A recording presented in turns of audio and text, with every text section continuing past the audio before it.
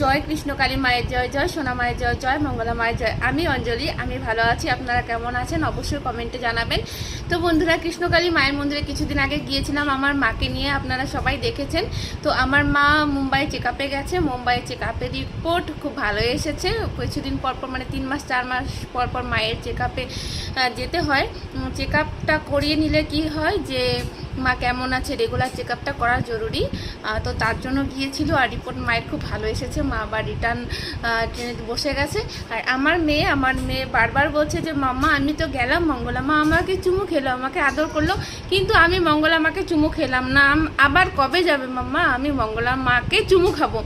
তার জন্য মেয়ে আমাকে আবার পাগল করে দিচ্ছে, মাম্মা আবার কবে যাবে কৃষ্ণকালী মায়ের মন্দিরে। আর এখন তোমরা সবাই জানো যে এত রোদ উঠছে বাচ্চা কাচ্চা নিয়ে কৃষ্ণকালী মায়ের মন্দিরে তো যাওয়া যায়, কিন্তু কি বলতো ট্রেনের মধ্যে এতটা দূর 2 ঘন্টা লাগে যেতে, এত রোদ গরমের মধ্যে বাচ্চা নিয়ে যাওয়া খুব অসুবিধা। তাই বলছি একটু বৃষ্টি টিষ্টি হোক, বৃষ্টি হলে ঠান্ডা হলে, ওয়েদারটা ঠান্ডা হলে তোকে নিয়ে যাবো। আমার মেয়ে এখনই এখানে বসে বসে কান্না করছিল, বললাম কান্না করিস না, দাঁড়া ভিডিও বানাচ্ছি। দেখো ওই ঘরে চলে গেছে এখন রাগ করে। তো যাই হোক, এতটুকুই তোমাদের আমি বললাম যে আমার মা সত্যি কৃষ্ণকালী মায়ের নাম জপ করে এখন সুস্থ আছে, ভালো আছে। আর মা জবা ফুল চিবিয়ে খেতে পারতো না, আমার মা কিন্তু জবা ফুল বেটে রস করে খেত। তো জয় কৃষ্ণকালী মায়ের জয়, সবাই সুস্থ থাকবেন, ভালো থাকবেন।